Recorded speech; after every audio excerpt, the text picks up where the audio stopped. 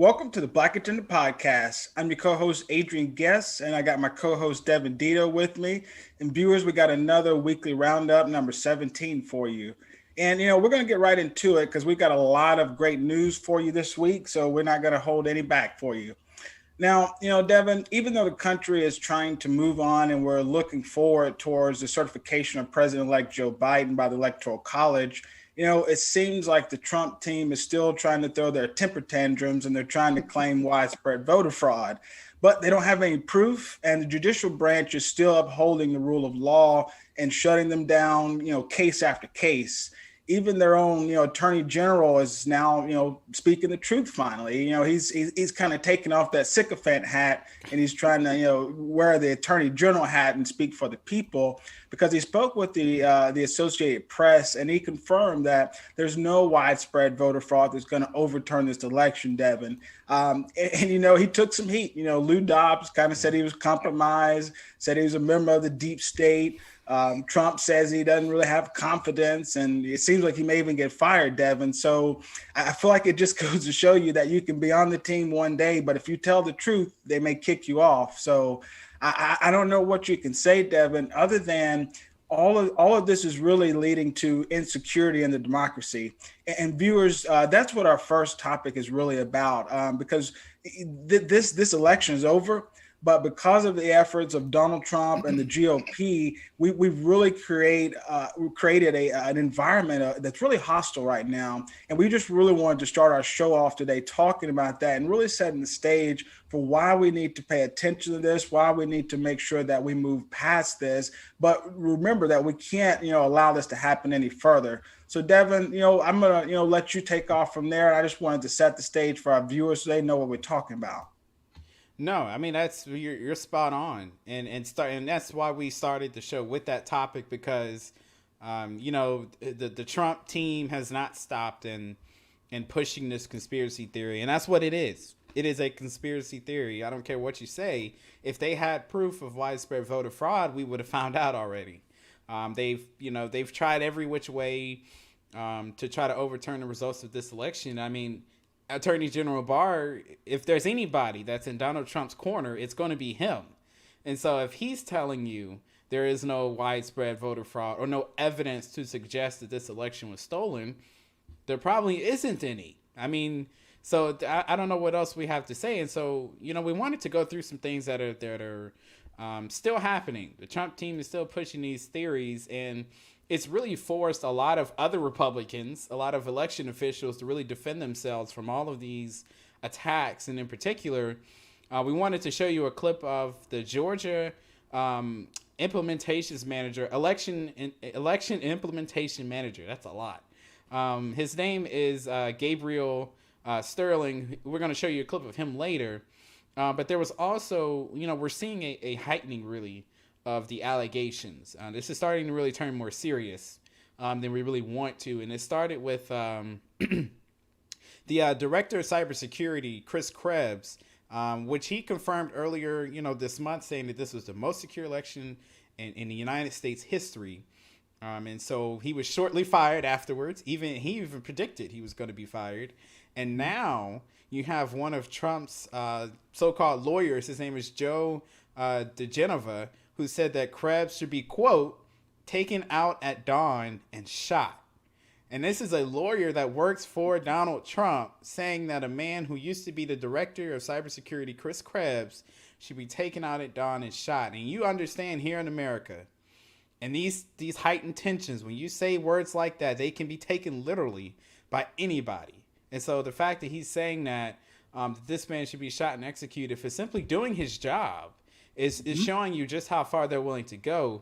And then earlier in November, you even had former advisor Steve Bannon, who's been arrested for fraud, has said that the FBI director Christopher Wray and Dr. Fauci should be, beheaded and banned, and he was banned from Twitter for saying that. And so this, Adrian, this is something what you don't want to see. We know that misinformation can lead to people doing things in real life. And so we really don't want these kind of words being out there, because people hear them and they take them literally. We live in a world where people do not get the same information. And so if you live in a world where you believe Donald Trump was cheated out of this election, and you think people like Chris Krebs and FBI Director Christopher Wray and Dr. Fauci and local election officials were in on it, and you say they should be taken out and beheaded or shot at dawn, I mean, there's somebody out there may hear that and try to act that out. We live in a world where people's information is easily accessible. You Google yourself, you will probably find your address and your phone number. So it is possible. And so, Adrian, this is something this is an ugly turn, to the defense for Donald Trump. We get it. Go to court, try to fight it that way. But to really single out people and threaten folks just seems unnecessary and really dangerous, because you don't know who's going to hear that and take that literally. No, you're absolutely right. And I mean, I think that's what the implementation manager was speaking to.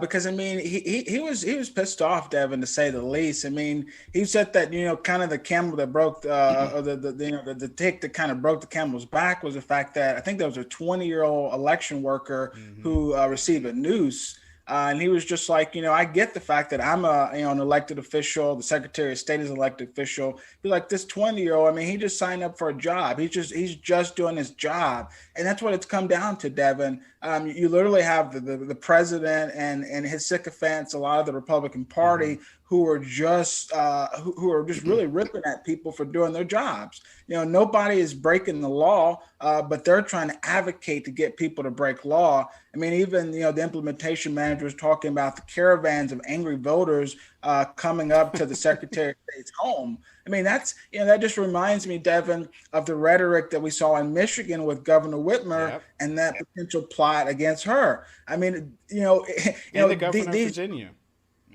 I didn't even know that, but it just goes to show you, Devin, that this rhetoric leads to actions.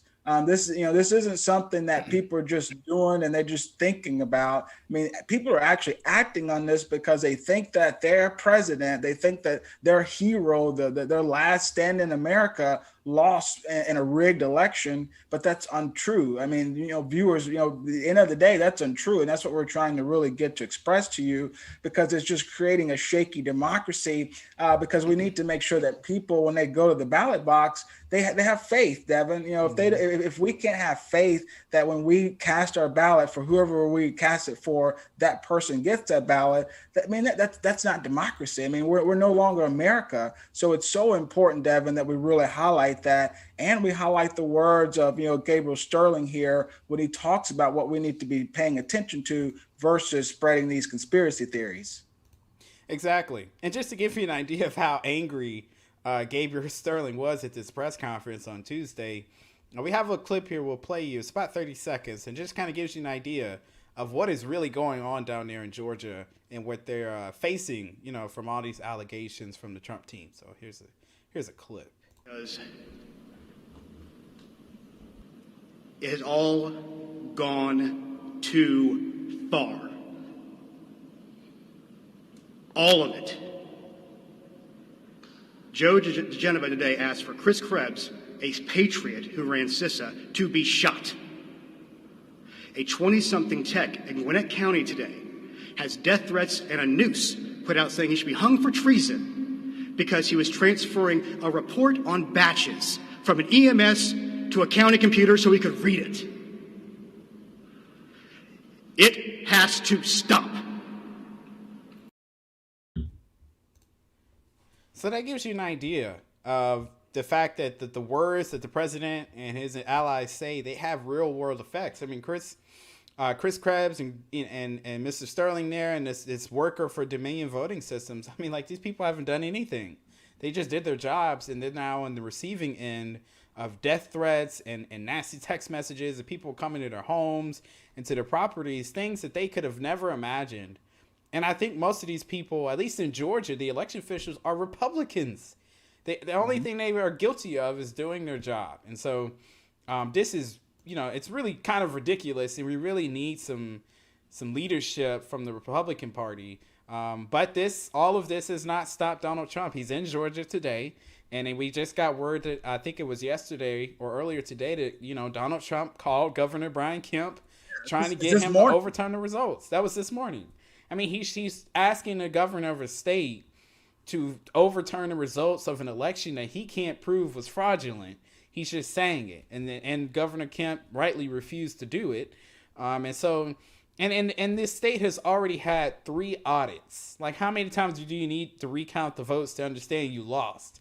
Trump has lost his state. He's going to lose more states, more than any other past contender. He's going to lose Georgia 3 times now. He's lost Wisconsin probably twice. Like, at a certain point, there is no widespread voter fraud. It just didn't happen. And you have to move on and stop with this. And we see here, this doesn't stop with Trump trying to go after state officials. He's even here, it looks like he had somebody from his administration and the Justice Department who was trying to get sensitive information from officials in the Justice Department, almost like a mole of sorts. And this was even after the Trump campaign continued losing court cases. We know they're doing that every day. But he had somebody who was almost eyes and ears inside the Justice Department who actually was banned. They walked this person off the premises and said they could not come back because they learned of her efforts to collect insider information on ongoing causes and cases and what the department was doing on election fraud. And she was asked to vacate the building within 2 weeks. So, Adrian, it just seems like there's no end to what the Trump team will try. It's more of a scorched earth policy. He's going to do whatever he can, kicking and screaming, going out the door to try to say that this election was stolen.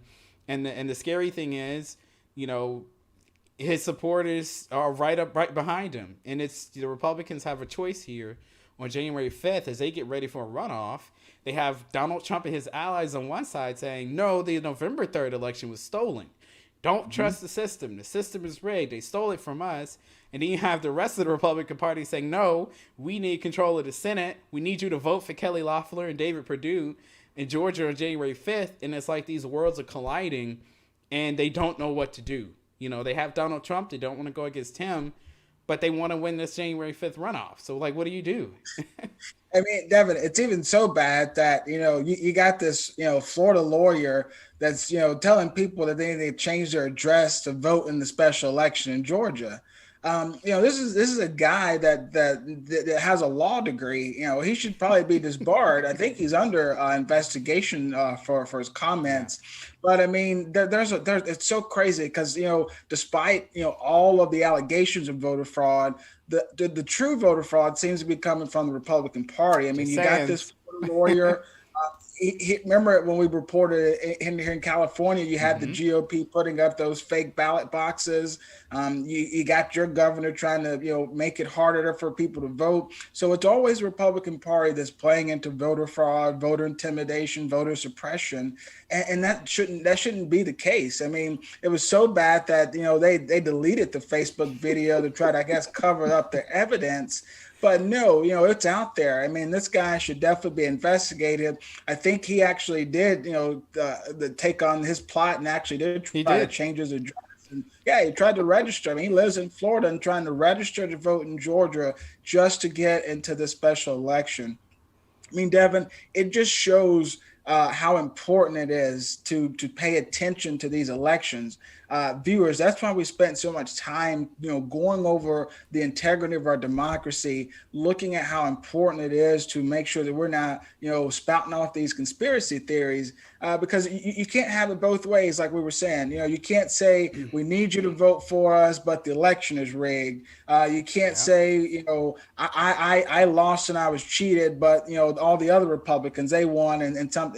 You can't have it both ways, viewers, and that's basically what Donald Trump and the entire Republican Party, at least on the federal level, is trying to do. They're trying to have it both ways, and we're just trying to break up the monotony and just say, hey, you gotta come straight with it, and that's what we're trying to do here. So, Devin, I know our reporting isn't going to change the Trump team and what they're doing, because everybody else is reporting the same stuff and they hadn't had any different actions. But, Newt Gingrich said it best, those lawyers are totally destructive. They should, be disbarred, and, they should probably go hide somewhere. There's a saying, you reap what you sow, and the Republican Party is getting everything that it deserves right now because they enabled Donald Trump for 4 years to go off the handle and lie and say whatever he wanted to. He said don't trust the media. He said don't trust the election system. And all of that is coming to bear right now because they have a runoff that they're trying to convince their base that it is not fraudulent, but the election before it was fraudulent. It's not going to work. They're killing their own campaign. It's the same thing Trump did when he talked about mail-in ballots, and then mail-in ballots turned out to be the very thing that cost him the election. This is what Democrats are happy right now, Devin. Oh, they are, trust me, jumping up and down when Sidney Powell and Lynn Wood say, don't vote for Kelly Loeffler and David Perdue. Say that all day long. I'm not for telling people not to vote, but again, the Republican Party, this is what you get when you enable a man like Donald Trump. And you essentially radicalize the Republican base through Fox News and Breitbart and these other outlets that kept saying fake news, fake news, fake news. And they turned out the only person they could listen to was one Donald Trump, who has control of their entire party now. And they're trying to put it back together while he's simultaneously trying to tear it apart and say that he was cheated. So I don't think this is going to work. I think they're going to lose this runoff in January because they won't let this go. You just can't have it both ways. But this is what they get. So they really deserve what they're going through right now.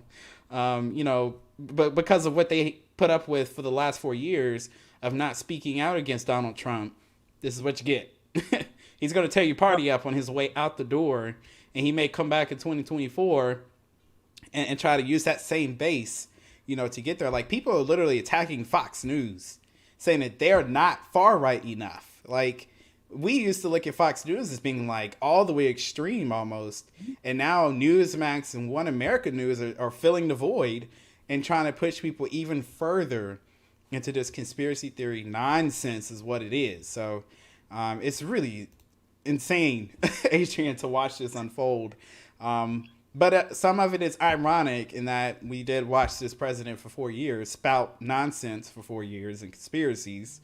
And here we are, the Republican Party trying to control him, and they can't. So, yeah, I guess he's just a wounded animal on the way out, and just looking to just make a scene to get maybe boost his ratings on the way out, so he can do a reboot of The Apprentice or something. But before we let you go, viewers, we want to give you a little nugget before the break. The House passed the MORE Act, which is a big, bill that does a lot to decriminalize marijuana and really tries to put some money and investments in the communities that were really hit hard by the war on drugs. It's headed off to the Senate, so Grim Reaper Mitch, got to see what he's going to do about it. I think from the reporting that I saw, Devin, I don't think it's likely that he'll bring it to the floor, but we just wanted to, bring that to everyone's attention, to put some pressure on your senators, and maybe we can get some reform and get some, records expunged and get some reform in prisons. Yep. We'll be right back.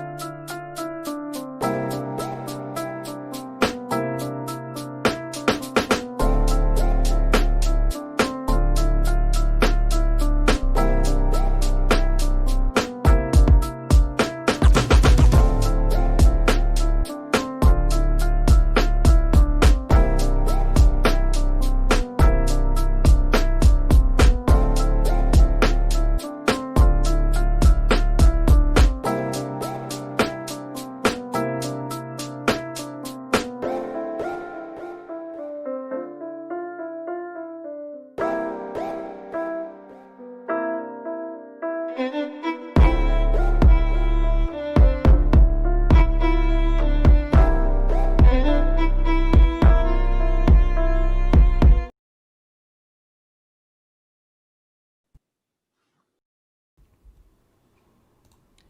right, welcome back, everybody. So we want to get into, of course, we talk about it almost every Saturday, but we have to talk about the coronavirus, the current pandemic that is ravaging the country still to this day. So just want to give you a little bit of an update on where the numbers stand at the moment. Now, these numbers are from yesterday. We couldn't get the latest numbers as we were doing the show, but we did get the numbers from yesterday. And this is according to the COVID Tracking Project. And so right now, the U.S. is still seeing a huge surge in coronavirus cases, deaths, and hospitalizations. We're seeing an increase in all of those. And so yesterday, Friday, December 4th, we saw the United States saw 225 new cases of COVID-19, which is another record. We've been setting records almost every week now for the last month or so. And so the country also set a new record for the number of people that are in the hospital, with over 101,000 people hospitalized. And we'll show you these numbers here on your screen so you can kind of get an idea of what we're witnessing with this COVID surge. And so, yeah, over 100,000 people right now in the hospital, with about 20,000 of them being in the ICU, which is all of that is a new record. For what we're seeing right now. And so this rise in cases and hospitalizations is being reflected in the number of deaths. We know deaths take a little bit longer to try to bump up once cases and hospitalizations go up. But right now on Friday, the U.S. saw another 2,500 deaths from COVID-19. And I think even today we saw maybe about 2,400. So Adrian, this thing is showing no signs of slowing down. Even after, we haven't even seen what's going to happen after the Thanksgiving holiday. But we're still seeing, we're in the third wave here. We're averaging about 1 million new cases now a month. I mean, in November alone, we were averaging 1 million new cases a week, which is incredible, at the pace at which this thing has really picked up. And so right now we're about 14 million total cases. We're 269,000 deaths in the United States. And so it's going to be an interesting Christmas, Adrian. I know, a lot of people still traveled, for Thanksgiving, despite the CDC saying not to. So this thing is really taking off. And if we don't buckle down, for the next month or so, it's going to be a rough Christmas and into New Year's in January. It's going to be rough until we get a vaccine and get everybody to have taken a vaccine anyway.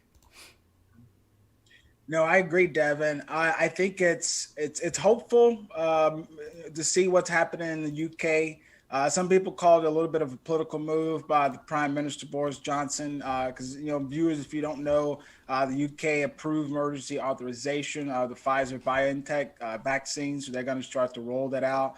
Looks like they may be rolling out some doses as early as this week to their frontline healthcare workers and care home staffers. So that's going to be huge, Devin. I think that there were some skeptics.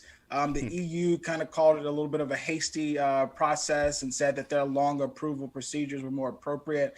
Even Dr. Fauci had his doubts, but later apologized and I guess gave credit to the process. But yeah, Devin, this vaccine is getting closer and closer. But still, there's going to be a challenge with getting people to take it.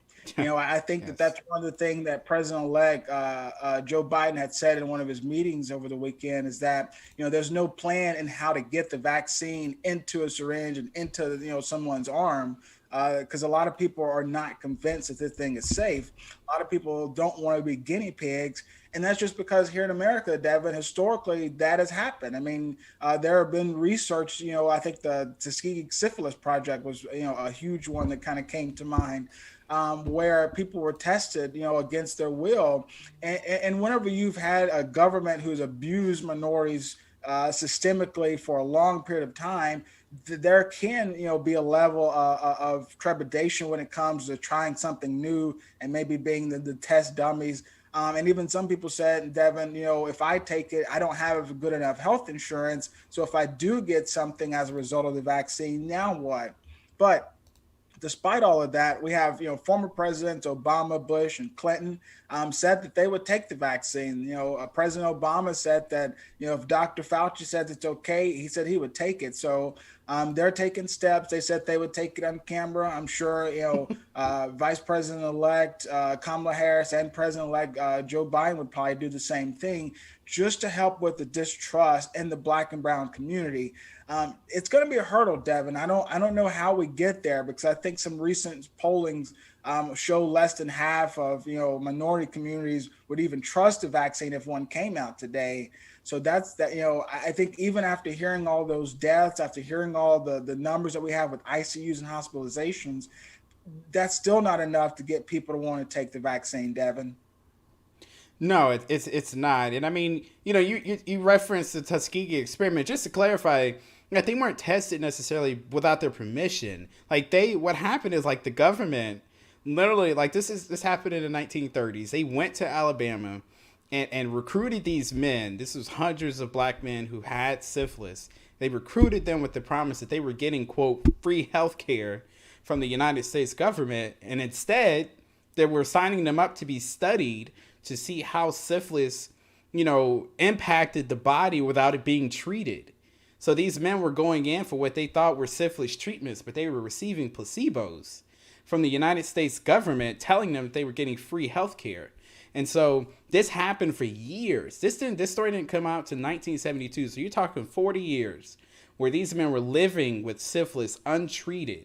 And even after we had a cure for syphilis, which was penicillin, came out in 1947, the government still didn't treat them. They literally were telling the Macon County doctors to not treat these men because they wanted to continue to study how syphilis treated the body, if it was untreated. And so those type of things, and then you add in what happened in Flint, with the lead poisoning of the city, a majority Black city, and then you see I love President Obama, but this was one thing I just did not understand.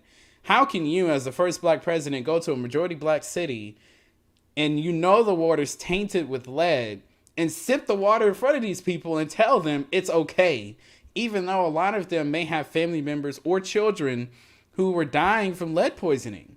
So these are the type of things that you're going to have to overcome. The fear in Black and brown communities, particularly African American communities, you're going to have to overcome that fear and explain to them why they should be first up, for a vaccine that a lot of people may feel is rushed. That doesn't mean it is, but the skepticism is very, very real. And I, for one, seeing Obama or Bush or Clinton take it on camera is not really going to help me, feel any better about taking it. I appreciate them trying.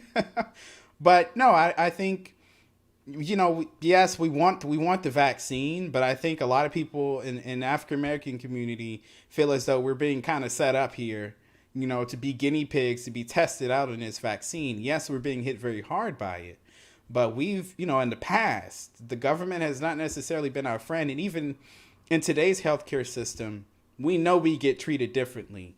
We know that Black babies have higher infant mortality, and Black mothers tend to die more in the hospital. We just know that.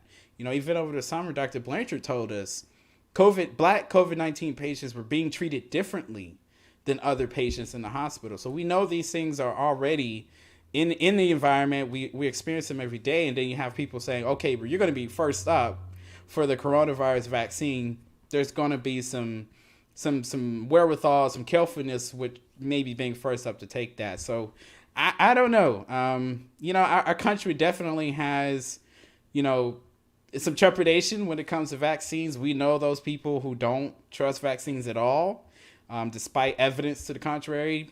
They will still say that.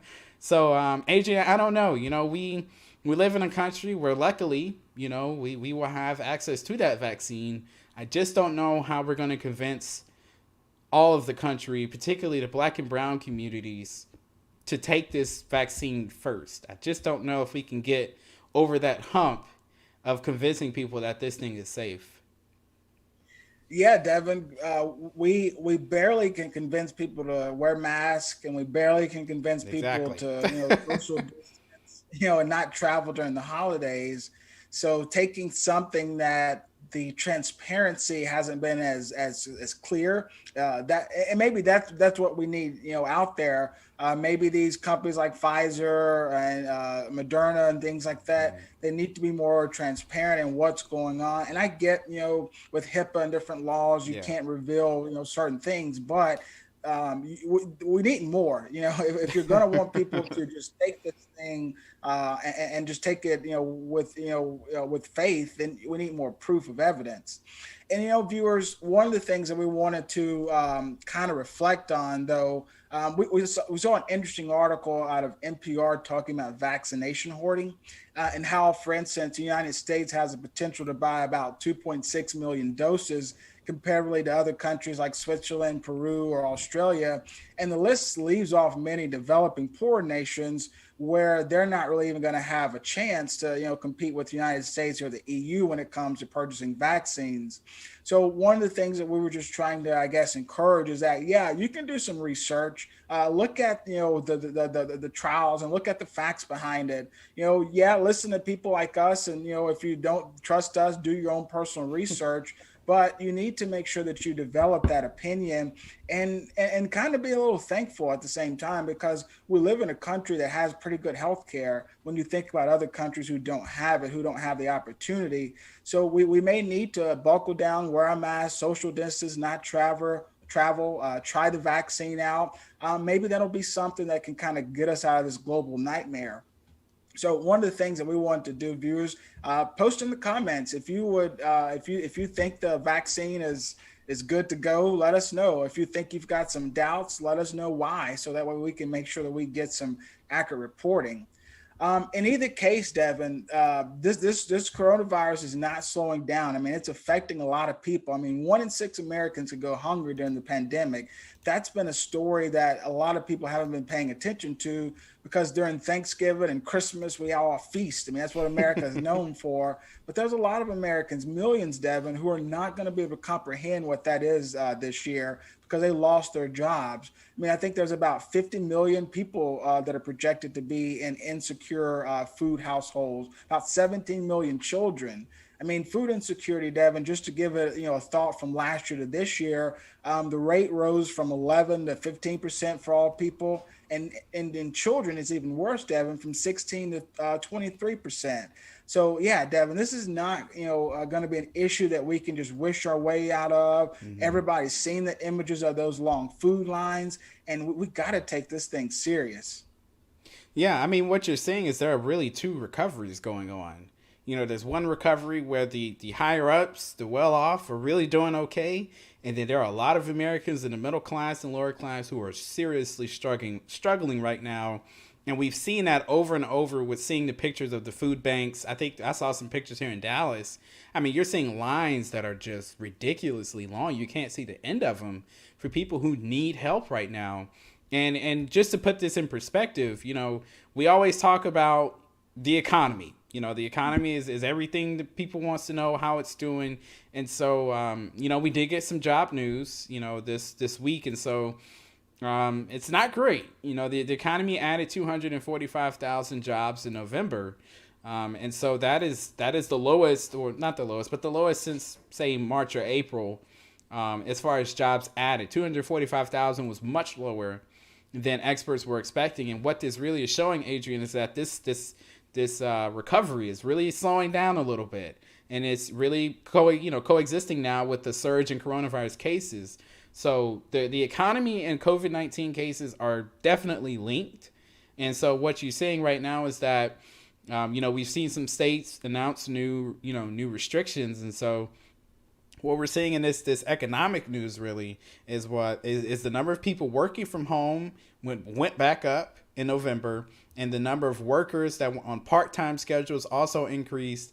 And then we had the proportion of people who were on what they call a temporary layoff actually went up again, or went down. And so that means they're on a layoff for longer periods than what they would be under a normal economy. So we're talking right now, the economy is still missing 9.8 million jobs than what we had before this pandemic started. So it's going to be a long haul from here on out, especially if we can't get this virus under control. it's not so much that people can't go out. It's just the view of it. The feeling is that the virus is not under control, which means people are not going to go out and spend their money. They're going to stay at home, shop from home, work from home. And that's what we're seeing right now. And so 9.8 million jobs is way more than what we had in, say, 2008 during the Great Recession, when we lost a little bit over 8 million jobs. And so just a little bit of, if you're wondering about restrictions and new rollback of rules for COVID-19, states like California and Texas announced some new rules as far as, bars and restaurants and things. And so we have a link here that we'll post into the chat. So if you want to click it, look at your state, see what's going on, you can absolutely do that just to see what's going on. So Adrian, this thing, people said that the media was going to stop talking about the virus once the election was over. Has turned out to be not true. The media is still talking about the virus. The virus is still here. It's still getting worse. But there is some hope on the horizon with a new coronavirus stimulus bill possibly coming. So you can kind of tell the audience what may be on the horizon for that. Yeah, Devin, interestingly, it seems like Speaker Pelosi is more optimistic. She was talking and saying that now that it's clearer that Joe Biden is the winner of the election, they can kind of, negotiate with Republicans and maybe get a deal on the table. Both Mitch McConnell and Pelosi have signaled that they may be willing to compromise on a smaller package, with McConnell having saying that compromise is within reach. So that's at least optimistic, Devin. That's something. I think that a little bit ago they said they didn't feel like that we needed to do any more spending, but maybe all of these numbers that they're seeing now is kind of woken them up a little bit. According to Vox, you see Senators Joe Manchin and Susan Collins authored a almost $900 billion relief bill, a little over $900 billion relief bill that included about $160 billion for state, local, and tribal governments, and about $180 billion unemployment insurance, which comes out to about $300 a week for 4 months. So at least there's something for that, Devin. That's one of the biggest things that we got to look for, not to mention small businesses. The plan includes about $288 billion in support for small businesses that, going to go towards the Paycheck Protection Program and economic injury disaster loans, and about $25 billion in rental assistance. Devin, I think that it's a no-brainer that we need this bill. Mm-hmm. I think whenever you just read it off a little bit, it's clear to see that we need this right now. As of right now, the bill does not include a new round of stimulus checks for Americans, and will also have to get past Republicans in the Senate who have been reluctant to do any legislation. So, Speaker Pelosi, Senator Schumer, they support it. Bernie Sanders already come out saying he's against it. It needs to be improved and include more things for the people and address healthcare issues. So, Devin, it's one of those things to where if I were in Congress, I would definitely be against what Bernie Sanders is saying. I get the whole thing that you're saying we need more. But hey, let's just get something. Let's get something on the table. When January rolls around, we'll have a new president. We'll have a new Congress. Hopefully, Senate will be democratically led. So let's just get something on the table, Devin, and then we can look at addressing some other things. So I'm hopeful, but we got to see, like I said, Grim Reaper Mitch. That's it's so funny, viewers. If you can even go back and find the video where he gave himself that name. It's not that anybody told us to call him out. Call him the Grim Reaper. He said that if he took the majority position, you could call him that because he was going to kill everything and obstruct the Obama administration. So I just wanted to throw that out. No, I mean that lets you know what Mitch McConnell, how he thinks. And that's what, President Obama was up against those last, 4 or 5 years. That's what he was up against. Grim Reaper Mitch McConnell there killing every bill possible. So I hope this new bill, something does happen. I would love to see a new stimulus check in there. This bill does not include that. So I hope, I understand what Bernie Sanders is saying.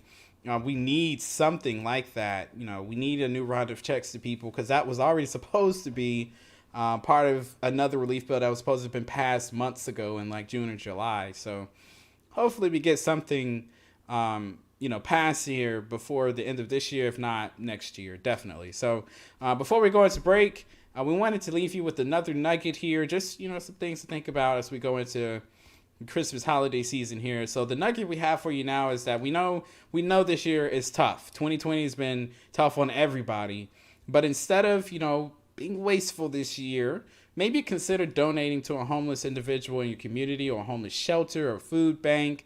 You can find a local shelter or food bank on Google.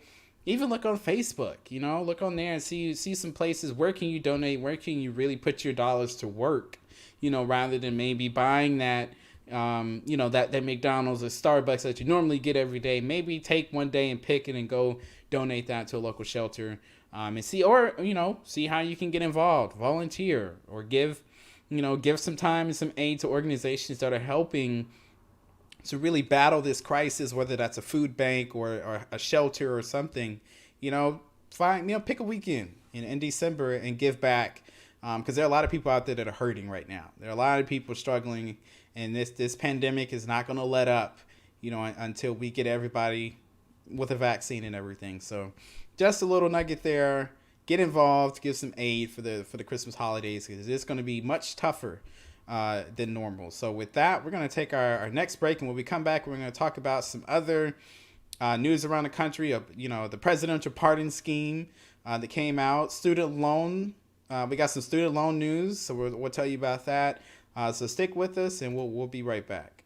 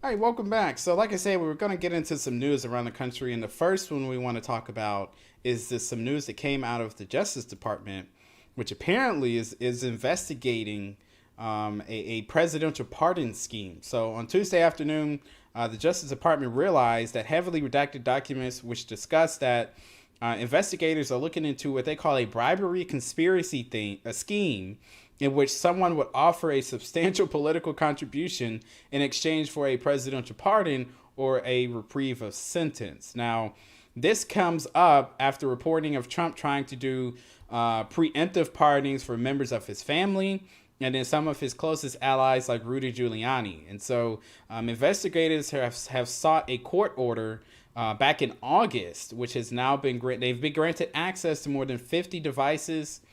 From these are Apple iPhones and laptops from unidentified offices. And in the idea of the president pardoning himself or his family members has been floated around consistently. This is something that's popped up definitely here recently. And so one important thing to remember is that presidential pardons usually only cover federal crimes. And so not like cases that the AG, the Attorney General of DC, is bringing against the inaugural committee.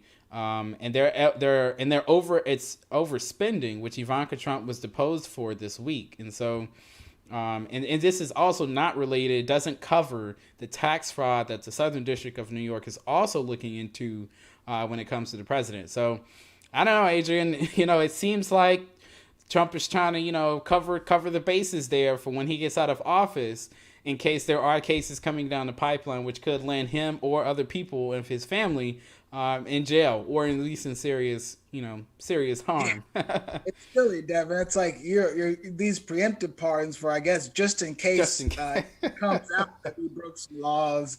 Let me just go ahead and pardon us just in case. Like it's silly that these things are happening, and usually viewers, when a president hands out a pardon, it's usually to make a stand. They're usually giving that to somebody who was wrong, and the president's trying to make that right.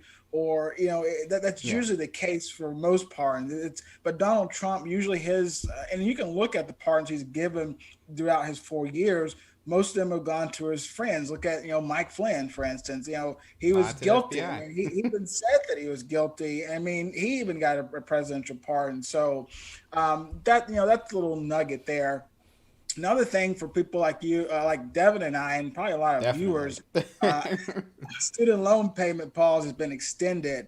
I don't like Betsy DeVos for much, but she did put out a statement that was a little bit of good news for people.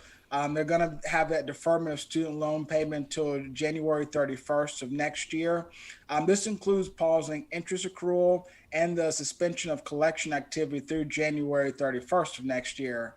So Devin, that's going to be really, really good. I'm hoping that it'd be nice if we could just get them to just cut 10,000 out of the student loans. I will say, going back to Senator Sanders, I will vouch for him on the whole. Just forgive everybody's debt.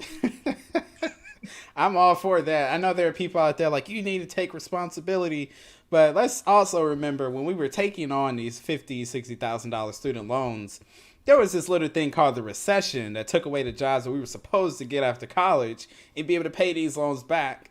And then also keep in mind, colleges have never ever lowered tuition. They have always raised it. So just a couple of things to keep in mind when you start that whole, student loan responsibility thing. So our next story there is just a really an open topic for us to talk about. What we call corporate responsibility. And so as we go into 2021, there's really been a new campaign which has emerged, which is kind of fitting for 2020, but going into 2021. And so what it really is when you consider that companies like Amazon or DoorDash that have made incredibly enormous profits during this pandemic. And what it is that you have 400 lawmakers from 34 countries have signed a letter to Jeff Bezos making claims that Amazon has what they say, quote, dodged and dismissed debts to workers, societies, and even the planet. They named the planet in this letter. And so they calling this the Make Amazon Pay campaign, which was launched on this past Black Friday by over 50 organizations who are demanding improvements to working conditions and full tax transparency. So, Adrian, this has the support of two congressmen we all know. I think her name is Ilhan Omar and Rashida Tlaib, and even the vice president of the European Parliament has also signed off on it. So, hopefully, I don't know if Amazon's really going to pay attention to this, but it does go into a larger, conversation about corporate responsibility and corporations paying their fair share of taxes and treating their workers properly and paying them a living wage, which is something you referenced Bernie Sanders. That's something he ran on in 16 and in 20, and it's something that we definitely need. From companies like Amazon, Walmart, DoorDash, all these big companies who are making crazy money. They need to pay their fair share. They really need to kick it up a notch when it comes to paying their workers. And not only that, Devin, when you look at the fact that these industries have made so much money while there's been so many Americans who've died, so many Americans who've gone hungry, so many Americans who are at risk of becoming evicted, that's why I get the whole you shouldn't be communistic and tell companies how they should spend their money. I get the whole capitalism is a free enterprise, but one of the things I write about and I talk about a lot is the fact that we pay Jeff Bezos because we buy stuff from Amazon, so he should have more corporate responsibility. All these people who the CEOs of all these major organizations, the board members, we have an influence into how much their bonuses are because we're consumers of their businesses. So that's all, viewers, that's what this corporate responsibility is all about. It's about organizations realizing that they're profiting off of us. So it's not hard for us to ask, pay for our health care, make it to where we've got free college, make it to where, moms don't have to worry about daycare services. Make sure that the people who work for you don't have to live paycheck to paycheck and they actually have health care for their families. That's what it's really all about, viewers. And it's not, like I said, it's not about us trying to tell people what they should do, because we don't want to come off as a black agenda, as a communist, Black Panther radical group or whatever. It's not about that. Or maybe we it's do. just, I don't know. Maybe I don't know. Maybe we need some radical change to help Americans realize that's why we're in this pandemic the way we are, because we don't care about each other. If we just stop to say this mask I'm wearing is so that this grandmother that I don't even know or this bum on the street can live. That's what it's all about, viewers. So regardless of whether what your thoughts are, for Congress women, Amara Tlaib, because I know they've got a bad name here in America as being radical and liberal and anti-American, but they're just speaking values, where they sign off on the letter. I think they says we urge you to act decisively to change your policies and priorities to do right by your workers, their communities, and our planet. That's all they're talking about, viewers. They're just talking about just trying to get a better planet. Who's not for a better planet, Dito? Exactly. We're all on board with that, and just before we go, this is a nugget here, as far as that corporate responsibility and what we're talking about. Understand that a company like Walmart makes so much money from people who they pay very little coming back into the store with those government benefits like SNAP and food stamps. They come in and spend that in Walmart. So they pay their employees next to nothing, or they pay them lower wages than other places. And then they also reap the benefits of that employee not being able to afford food on their own and making money off the government when that employee comes into Walmart and spends their food, their food stamps or SNAP benefits in the store. So Walmart, and those companies do that, on purpose, so they can make that extra money off of the government from their own employees, and they save money on the back end with wages, and then they make more with those same employees bringing in food stamps and SNAP benefits. So we're just, that's something for 2021 and for going forward. We're going to have a conversation about taxes. And so we know that Donald Trump and the Republicans cut the corporate tax rate. And so that might be something that the Biden administration can examine and hopefully move that tax rate back up to hopefully make companies pay, their fair share. And so that's going to do it for this segment. We did want to leave you, of course, with the... Go ahead. I was going to say, before we give the nugget, one of the reasons why we're also talking about corporate responsibility is also to encourage, us individually to shop, more with small businesses, shop more locally this year for the holidays. I know we've been talking about that a little bit, but consider spending your dollars in your own community so that you can stimulate your own local economy.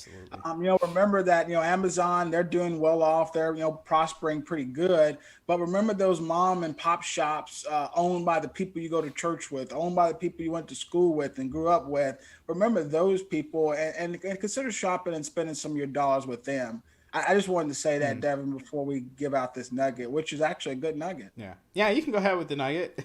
Oh, okay, yeah. So the Congress passed another bill, which I always talk about Congress not actually getting anything done, but it seems like they're trying to do a little bit of something. One of the bills they passed was a defense bill where that talks about a lot of different things like more pay to the military. But the thing that we wanted to talk about, because we reported on, the Confederacy, they're actually going to be renaming a lot of the Confederate bases. Obviously, Donald Trump can veto this, but I believe they've already said on Capitol Hill they've got enough support to veto his veto. So we can, I know, I love saying that. So we can finally begin to see some scrubbing of these Confederate bases and actually rewriting America's history. So with that being said, viewers, we're going to leave you with our last little break here and come back with our quick hits.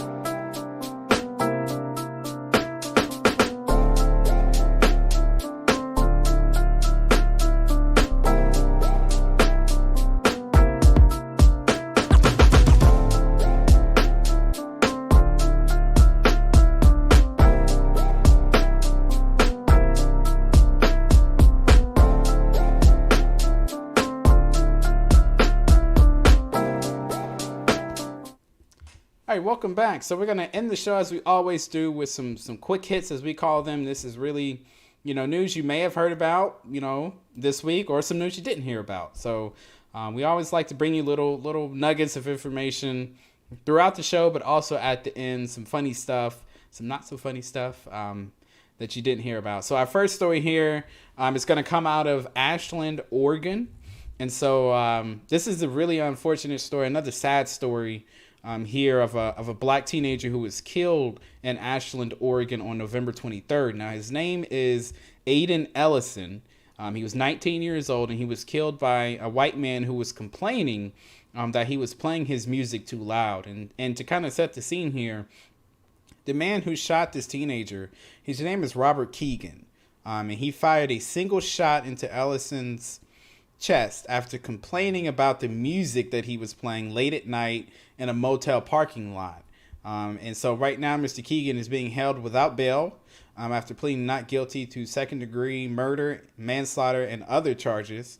And Mr. Keegan has claimed that Aiden Ellison, the 19-year-old teenager, punched him in the face and that he fired this one shot in self-defense. Now, a police officer was on the scene and said that Mr. Keegan had no visible injuries to his face, and that an autopsy showed that Ellison had no injuries to his hands that would have indicated that he hit Keegan in his face. And so right now, the Ashland police chief is saying that investigators have found no evidence that would support that this bias crime charges against Mr. Keegan, and they really don't buy this story that this 19-year-old kid, Aiden Ellison, punched him in the face and caused him to shoot him in the chest. And so even the Ashland mayor, Julie Akins, has said she believes this killing was racially motivated. She thinks racism was behind the shooting. And so, I'm sorry to bring you that here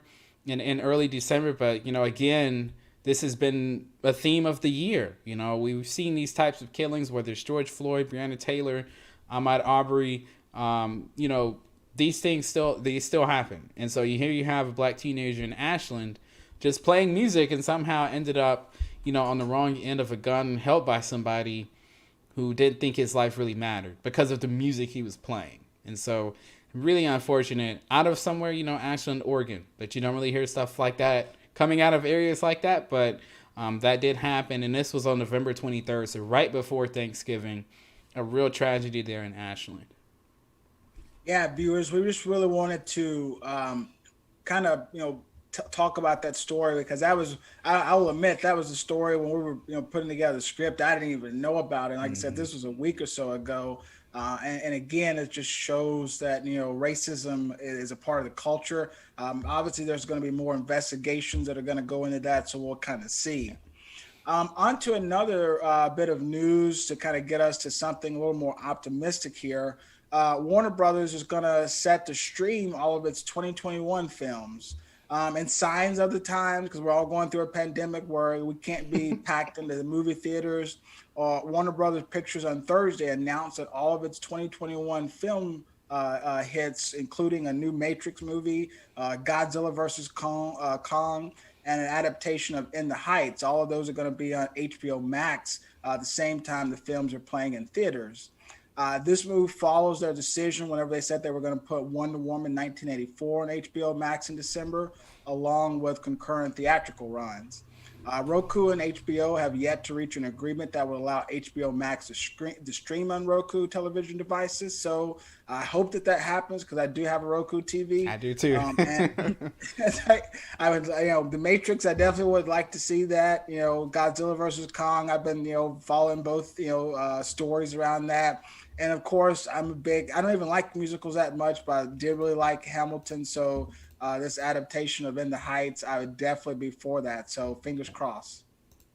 Definitely. I'm hoping they pull it through. So our next story here is an interesting one out of Puerto Rico, where there was, I think this is called the Arecibo Observatory in Puerto Rico has collapsed. And so this was a telescope that collapsed, and this really ended an era of world-class research. And so this happened after weeks of concern from scientists over the fate of what was once the world's largest single-dish radio telescope. It's about 900 tons of the equipment, and is suspended about 500 feet above a dish, almost like a bowl that was pulled down. We're going to show you some video here. So this is a first for the podcast, so you can kind of get an idea of what we're seeing here. So you can see the telescope there. It actually collapsed. So there was a wire a few weeks ago that had popped overnight, and it was the last of the healthy wires that had broken, and it failed to keep it in place. And so what you're seeing right now is the telescope collapsing in Puerto Rico. 900 tons of equipment just came straight to the ground. And so this telescope had been active for nearly 60 years of operation. It's been used in things in like radio astronomy, atmospheric science. It was used for projects for sniffing out gravitational waves in space, and it was even used to track down potentially habitable planets that were far from Earth. And it was even used, interestingly enough, in 1974 to beam a hello message into space. So kind of cool, Agent, but sad to see this, this once gigantic, telescope really come down, in such a drastic way right there in Puerto Rico. So, some interesting news in the space world for those who keep up with it. I know. I used to be quite a bit of an astronomer because I like Greek mythology, and they pair well together. So that was a little unfortunate to see that happening. Another nugget here. I don't know how to even think about this one, Devin. As we were reading over this, not sure what to think, because just to set the stage, viewers, if in case you haven't, go watch Captain America. And it'll let you in on some insight of what the Chinese are doing, because it seems like they're developing some sort of super soldier program. According to a top U.S. intelligence officials, members of the People's Liberation Army, that's China's army, they're subjecting their members to science fiction style human testing to create biologically enhanced super soldiers. I don't know how true. I mean, it seems to be true if the top intelligence official is saying. I don't know how much it's working, but our director of national intelligence has already called the experiment unethical and says that China poses the greatest threat to America today.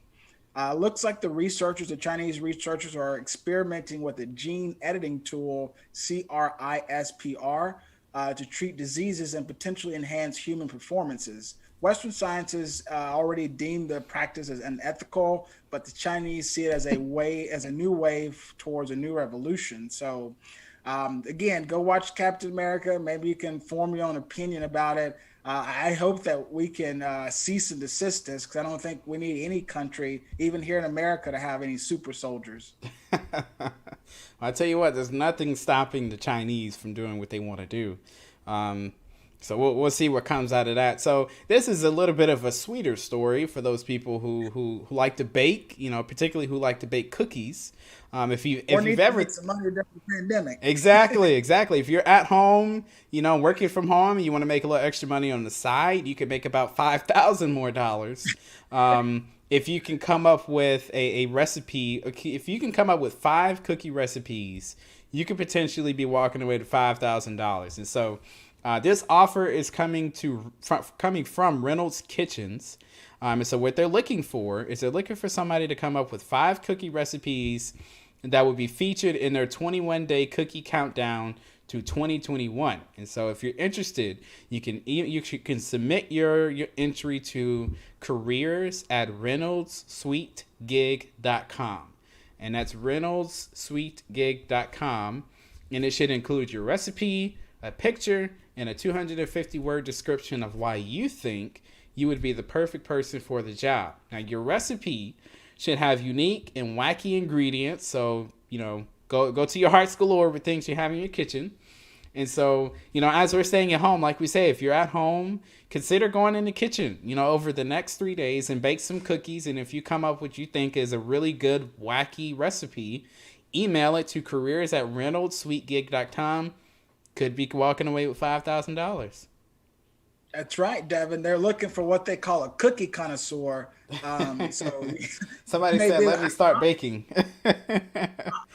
Hey, Devin, the deadline, viewers is December the 3rd. So December 8th. So that's what we put 3 days. And honestly, I thought about doing some baking tomorrow, Sunday. So I'm off all day, and I usually bake cheesecakes, viewers. So it's not, if you can bake a cheesecake, I can probably bake a cookie. So we may be seeing. May have a new title for the Black Agenda or something like that. Our last little quick hit here is an interesting story, to say the least. I mean, it's just to kind of paint the scene. This started back in 2017 when a chunk of ice broke off the Larsen C ice shelf in Antarctica. And this ice that broke off, viewers, was roughly about 2,300 square miles. I mean, that's 93 miles long, 30 miles wide. I mean, it's a huge ice mass. I mean, it's about I live in Los Angeles, and this ice mass is about 5 to 6 times the size of Los Angeles. So it's a pretty big mass of ice. Researchers have been noting that this, which is the world's largest iceberg, is actually headed towards the island territory of South Georgia. The iceberg is roughly about 130 miles off the coast and could actually upground in some shallow coastal waters. And experts fear that can off-balance the ecosystem and kind of put some damage into wildlife in the area. Not to mention, Devin, if you're a local that lives there and you're seeing an iceberg coming, I don't know what that's like. I don't know how quickly. I mean, it's it fell off in 2017. I don't know how fast it's been traveling, but that seems to be quite a sight to see. Yeah, that would be pretty incredible. You walk outside and you see a gigantic iceberg on the beach. I mean, that's pretty. Just hope it just stays where it is. Exactly. We don't need anything like that. So. Yeah, that's gonna do it. We had a good show here, a lot of news. We tried to bring you some interesting news there, and so that's it for the show. And so, of course, we'd like to end you with like a roundup of the things that we're doing outside of the show. And so the first thing we want to tell you about, of course, is our upcoming podcast episodes, because we do also do that besides this live show. And so our next episode is going to come out on December 8th. You're going to want to listen to this one because it's going to be all about the Georgia Senate race. And it's going to cover who's running, what's the latest in that race. We're going to talk about, of course, what we talked about today, which is the likes of Sidney Powell and the Lynn Woods out there who are telling people not to vote in this runoff election. So be looking for that. That'll be coming out on December 8th about the Georgia runoff election. And then our next podcast episode after that is going to be on December 15th. We'll be speaking with a motivational speaker. His name is Maurice Evans. And that's going to actually close out our first season of podcasting. So for those of you who have been listening from the very, very beginning on, I think it was June 19th. Whoever's been listening since then, we have actually gone over 2,000 downloads, and in a little over 6 months. And so that for us is pretty incredible. For two guys who have never done podcasting before to have gotten over 2,000 downloads in 6 months, we really appreciate the support.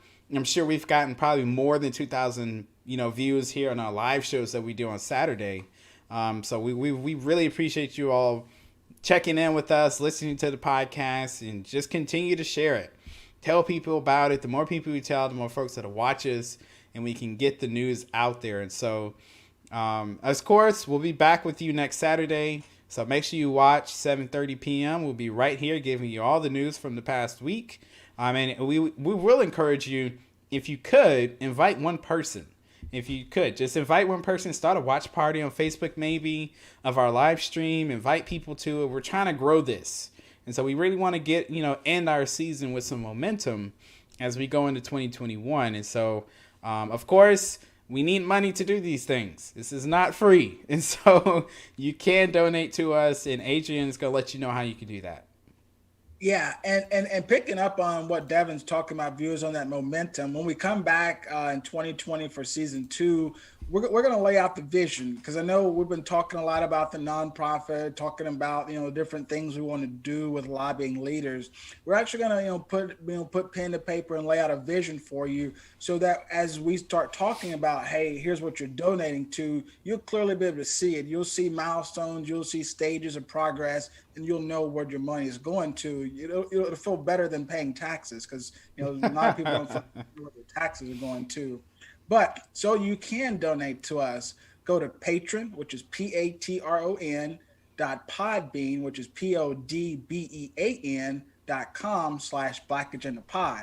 So to put it all together, patron.podbean.com/Black Agenda Pod.